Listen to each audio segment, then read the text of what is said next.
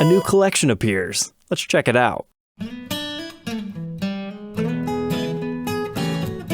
Welcome back, Troglodytes, to your daily dose of guitar information, the Trogly's Guitar Show, the Demo Shop Mod Collection update, and now apparently we've got another one over here, the Gibson Custom Shop Exclusives 1-of-1 collection. It's a bit of a mouthful, but I guess it gets the point across. So this appears to be like the Demo Shop Mod Collection, except for they're not second quality, they're like first quality. So you won't have the mod or the demo stamp. You won't have any DS serial numbers or original Gibson modified decals. These are basically made to measures from the Gibson Custom Shop, but they're ready and you can pick from them, is the vibes I'm getting from this. Because right here, we've got a 57 Les Paul Custom. They want $9,000, which might seem like a lot because the base model of this one is $7,800, but you'll notice it's out of stock. This one also doesn't have the middle pickup or the Bigsby, so maybe it's more fair to compare it to this version that is $9,000, even though you're not getting the Bigsby. They had a 59 standard in factory burst, $8,700. I think the biggest difference comes down to you can actually see the top you're getting, and I remember Gibson talking about this, how they wanted to bring that to their website too. So maybe this is the beginning of that. Next up, we had an Access Custom. It's kind of hard to tell, but this one's a really deep purple color, which makes it insanely cool, especially with this gold hardware. And of course, being an Access Custom, you get the Access heel carve back here, as well as the comfort cut.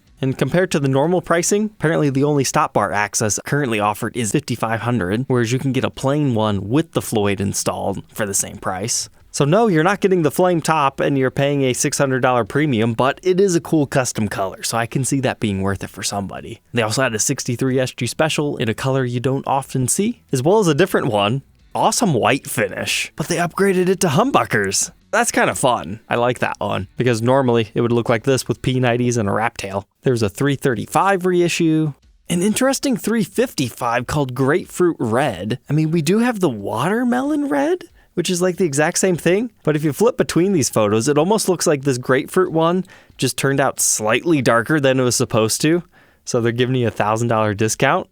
There was also a 60s inspired one, as well as a Dot Neck 64 reissue. And perhaps the most unique one out of this new collection is the CS356 left-handed. $5,700, it's not cheap, but it's got a natural top, gold hardware, and then white back and sides. Definitely makes it unique. I've seen this color scheme a few other times, but that is easily the most, whoa, what is going on here out of all of these. So I'll be curious to see if we're going to get an update on these every week or not, and to see where Gibson takes this collection next, because I was thinking none of these things sold, but it appears these do not get taken down as they go. So these Les Pauls, they're already gone. Now the SGs are still available, as well as your ES styled instruments, except for the left-handed one.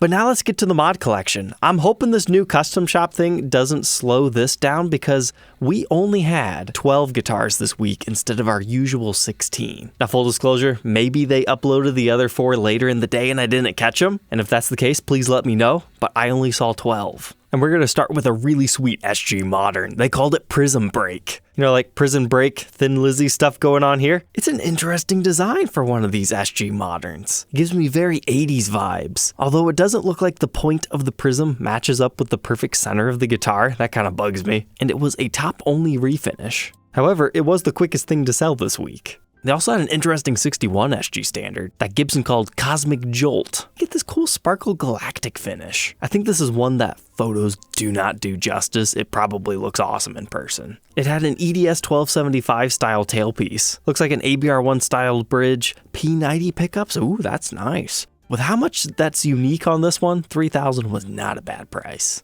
Done up in a similar flavor, we've got Blue Mountain Flair on an ES335. Kind of looks like a cool blue dark metallic. Something about having a poker chip around the toggle switch on a 335 looks so wrong. It's quirky, I like it. And the back has a matching hue. Next up, we've got the standard 50s in Cherry Stain. I like that top. It's very wavy and uniform. The back's pretty basic, and we're missing our Les Paul silkscreen. But if that one wasn't crazy enough for you, what about this one? Interestingly named Beach Burst. Kind of reminds me of the Gibson Dean from this episode. So light blue color with a dark blue border, P94 creamed out pickups. I feel like we need one of those cool surfboard pick guards on this one. And nice, they left the back alone. I was just thinking, they need to leave some sort of a beach vibe on this, because I wasn't getting that. We got the beautiful water, we just needed the sand. Next up, we've got Sogold on an SG Custom. Yeah, I get it. It was supposed to be Sogold, but it could be whatever you want it to be. I like it. It looks more of like a bronze paint job to me. It matches really well with a 2-pickup SG Custom. Maybe not as cool as the green one that we had just recently talked about in this episode, but pretty nice. There was a flat black Satin 339. Got a pretty evil hue to it. Just needs some red lettered knobs. Matching that with chocolate gelato. Kind of reminds me of the Government Series Les Pauls, just a little bit darker. But oh, they did make it unique with the old-time Gibson logo and matching headstock. That was definitely a saving feature. Then we also had a CS336 in Autumn Burst. 4,500, that is actually looking pretty nice. I like the aged hardware. Matches well with their new knobs. And the back looks like this. There's a pretty basic Satin Tobacco Sunburst Standard 50s. What this looks like to me is one of those tributes that just happened to get a slightly nicer top and binding put on it. It's got a vibe to it. In fact, it almost looks like we need to remove that pick guard. There's some cool swirling going on in the wood grain. Nice dark fretboard as well, with a back like this. I mean, let's be real here. They gave you a decent discount on that coming direct from the factory with a warranty. Then we had an SG Tribute that was dressed up like a SG Voodoo, just without the ash body. And we got an old style Gibson logo. And lastly, a Les Paul Modern that was dressed up to look pretty modern. So overall, not the best week, but there were a couple of nice ones and some players grade stuff. Now let's move on over to the demo shop. What caught my attention was an SJ200 in the wine red finish. Normally when I think Gibson acoustics, I think natural, but this wine red one just happened to catch my attention. I thought it looked nice. The standard 60s had a ridiculously dark fretboard. It matched well with their new black plastics, although it kind of gives off more studio vibes than what it once did. There's a 59 reissue at an okay price, but it had an interesting Gibson Memphis truss rod cover on it. And then we have one of these Access Customs in the Bengal Burst. We've seen these enough times, there's nothing necessarily too fancy about this one, but how many of these do they actually make if we see so many of these in the demo shop? Are they really pumping these out and selling that many of these at stores? I figured this would be more of a niche model. I'd like to see them introduce some more standard colors to the lineup because Access Customs are fantastic. I love them. And when they were first introduced, they had a lot more colorways to them. There's also a 59 reissue 335, kind of painfully plain, but in a good way. And then as far as the sold ones, our custom color this week was Lavender Trance. 60 standard, good discount yet too. This is beautiful. Zebra bobbins kinda match your binding even though it's kinda hard to see. And whoa, red back still. Wasn't expecting that, but I think it works. There was a 70s Flying V in the Gibson.com exclusive black finish. I wanted to point this one out though because it looks like they replaced the nut. They don't normally do that. Perhaps the nut outline was so ugly looking it made more sense to completely remove the finish and replace it. But that looks so strange. Then you don't see a Lefty Explorer every day, but here you go. And then an Explorer Elite. So in 2018, there was an Elite series for many models. I'd never noticed it before, but there's a Firebird Elite, and it has a cool cherry sunburst finish. So when I saw this one, an Explorer Elite, those are a couple of models I might like to check out, specifically the Firebird. This Explorer doesn't do too much for me, but I'd need to read more into the specs. And as far as the European side of things go, we had a few interesting anomalies. So we got this Junior DC bass. It's a bass, nothing too fantastic, but pretty nice figuring in the neck. Like we've seen it on the guitar version quite often. I don't think I've seen the cool figured necks on the basses as much.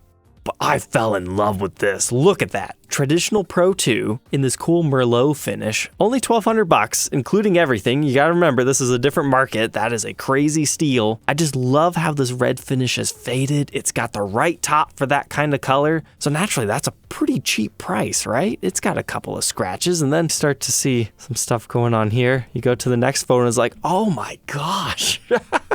What happened to that thing? That is not normal playware. This just got chewed up. The only thing I could think of is like one of those old school capos or something that got left on it and left a whole bunch of impressions. Otherwise, the guitar just looks like it was normally played. It's got general wear and tear, but nothing crazy. So then I was looking at this Explorer that was sold for $1,000. Yeah, we got a couple of dings over here, a little bit of discoloration. But then, oh my goodness. Again, what is happening here? I mean, this one's not as bad as the last one we were looking at, but sometimes these guitars were like loaned to artists. So I can imagine Gibson getting these back and being like, yeah, we're not loaning you any more guitars, you crazy guy. There's playware and then there's abuse. But this particular photo is really freaky. Have you ever looked at an Explorer like that? I'm so used to Les Pauls and their whole angled headstock, but the way the Explorer headstock goes back that far is just crazy. So now we got this signature T, 1350 doesn't seem bad. I like that whole trans white look going on, and then the back. Yeah, you're done, buddy.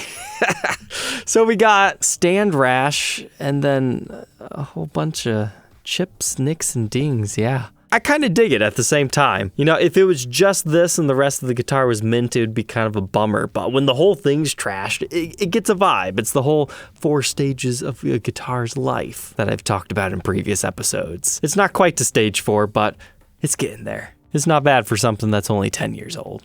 And then lastly, there was a B2. I feel like these came and went. Nobody really cared about them when they were brand new, but I think people will start to care about them in the future just because they're kind of interesting stripped down Explorers and Vs with a slightly unconventional name. All right, Troglodytes, I hope you enjoyed tonight's episode. Don't forget to like, comment, and subscribe, and we'll catch you tomorrow on the next one. Take care.